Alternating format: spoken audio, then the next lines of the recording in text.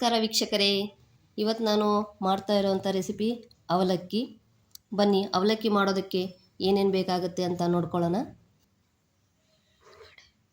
ಮೊದಲಿಗೆ ಒಂದು medium size ಈರುಳ್ಳಿ, ಒಂದು 4 ಹಸಿ ಮೆಣಸಿನ್ಕಾಯಿ, ಒಂದು ಅರ್ಧ ನಿಂಬೆಹಣ್ಣು, ಕೊತ್ತಂಬರಿ ಸೊಪ್ಪು, ಶುಂಠಿ ಒಂದು ಅರ್ಧ ಇಂಚು ಚಿಕ್ಕದಾಗಿ ಕಟ್ ಮಾಡಿಟ್ಕೊಂಡಿದ್ದೀನಿ, ಒಂದು 2 ಸ್ಪೂನು ಶೇಂಗಾ. ಮೀಡಿಯಮ್ ಅವಲಕ್ಕಿ ತೊಗೊಂಡಿದ್ದೀನಿ ನಾನಿಲ್ಲಿ. ನಾನು ಮಾಡ್ತಾ ಇರೋದು ಒಂದು 4 ಜನಕ್ಕೆ ಸಾಕಾಗುತ್ತೆ. ನಾನಿಲ್ಲಿ ಹಿಡಿ ಲೆಕ್ಕದಲ್ಲಿ ತೊಗೊಂಡಿದ್ದೀನಿ. ಇದೊಂದು 4ರಿಂದ 5 ಹಿಡಿ ಇದೆ. ಇದನ್ನು ಕ್ಲೀನಾಗಿ ತೊಳೆದ್ಬಿಟ್ಟು ನೆನೆಸ್ಕೊಳ್ಳೋಣ. ನೋಡಿ ವೀಕ್ಷಕರೇ, ಅವಲಕ್ಕಿನ ಚೆನ್ನಾಗಿ ನೆನೆಸಿದ್ದೀನಿ, ನೀರು ತೆಗೆದುಬಿಟ್ಟು ಇಟ್ಟಿದ್ದೀನಿ. ಇದಕ್ಕೆ 1 ಟೀ ಸ್ಪೂನಷ್ಟು ಸಕ್ಕರೆನ ಆ್ಯಡ್ ಮಾಡ್ಕೊಳ್ತಾ ಇದ್ದೀನಿ. ಇಲ್ಲಿ ಅವಲಕ್ಕಿ ಮಾಡೋದಕ್ಕೆ ಒಂದು ಪಾತ್ರೆನ ಇಟ್ಕೊಂಡಿದ್ದೀನಿ. ಪಾತ್ರೆ ಬಿಸಿಯಾಗಿದೆ. ಈಗ ನಾನು ಮಾಡ್ತಾ ಇರೋವಂಥ ಅಳತೆಗೆ ಒಂದು 4ರಿಂದ 5 ಟೇಬಲ್ ಸ್ಪೂನ್ ಎಣ್ಣೆ ಬೇಕಾಗುತ್ತೆ.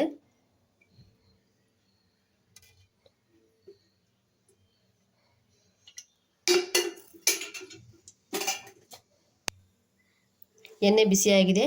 ನಾನಿಲ್ಲಿ ಸಾಸಿವೆ ಹಾಕೊತಾ ಇದ್ದೀನಿ.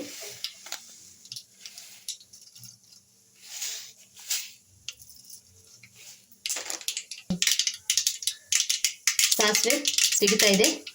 ಈಗ ನಾನು ಶೇಂಗಾ ಹಾಕ್ಕೊತಾ ಇದ್ದೀನಿ. ಮೊದಲಿಗೆ ಶೇಂಗಾ ಯಾಕೆ ಹಾಕ್ತಾ ಇದ್ದೀನಪ್ಪ ಅಂದರೆ, ಶೇಂಗಾ ಹಸಿಯಾಗಿದೆ. ನೀವು ಹುರಿದಿರುವಂಥ ಶೇಂಗಾನಾದರೂ ಹಾಕೋಬೋದು. ಹುರಿದಿರೋದಾದರೆ ಈರುಳ್ಳಿ ಹಾಕಿದ್ಮೇಲೆ ಸೇರಿಸ್ಕೊಳ್ಳಿ. ಇದು ಹಸಿಯಾಗಿರೋದ್ರಿಂದ ನಾನು ಡೈರೆಕ್ಟಾಗಿ ಎಣ್ಣೆಗೆ ಹಾಕ್ತಾ ಇದ್ದೀನಿ. ನೋಡಿ ವೀಕ್ಷಕರೇ, ಶೇಂಗಾ ಚೆನ್ನಾಗಿ ಫ್ರೈ ಆಗಿದೆ. ನಾನಿಲ್ಲಿ ಇವಾಗ ಹಸಿ ಮೆಣಸಿನ್ಕಾಯಿ ಹಾಕ್ತಾ ಇದ್ದೀನಿ, ಈರುಳ್ಳಿ, 2 ಗರಿ ಕರಿಬೇವು ಸೇರಿಸ್ಕೊತಾ ಇದ್ದೀನಿ. ನಾನು ಮುಂಚೆ ತೋರಿಸೋದು ಮರ್ತೋಗಿದ್ದೆ. ಚೆನ್ನಾಗೆಲ್ಲ ಮಿಕ್ಸ್ ಮಾಡ್ಕೊಳ್ಳಿ. ಸ್ವಲ್ಪ ಈರುಳ್ಳಿ ಫ್ರೈ ಆದಮೇಲೆ ಶುಂಠಿ ಸೇರಿಸ್ತಾ ಇದ್ದೀನಿ. ಶುಂಠಿ ಹಾಕೋದ್ರಿಂದ ಗ್ಯಾಸ್ಟ್ರಿಕ್ ಪ್ರಾಬ್ಲಮ್ ಆಗಲ್ಲ. ಇವಾಗ 1/4 ಟೀ ಸ್ಪೂನ್ ಅರಿಶಿನ ಸೇರಿಸ್ತಾ ಇದ್ದೀನಿ. ಸಣ್ಣದಾಗಿ ಕಟ್ ಮಾಡ್ಕೊಂಡಿರೋಂತಹ ಕೊತ್ತಂಬರಿ ಸೇರಿಸ್ತಾ ಇದ್ದೀನಿ.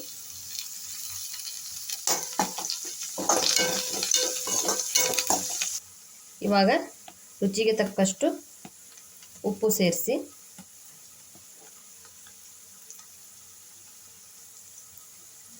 ನಾವು ತೆಗೆದುಕೊಂಡಿರೋಂಥ ನಿಂಬೆಹಣ್ಣು ರಸವನ್ನು ಡೈರೆಕ್ಟಾಗಿ ಒಗ್ಗರಣೆಯಲ್ಲೇ ಹಾಕ್ತಾ ಇದ್ದೀನಿ. ಒಗ್ಗರಣೆ ರೆಡಿಯಾಗಿದೆ. ಇವಾಗ ಇದಕ್ಕೆ ನೆನೆಸಿಟ್ಕೊಂಡಿರುವಂಥ ಅವಲಕ್ಕಿನ ಸೇರಿಸ್ತಾ ಇದ್ದೀನಿ.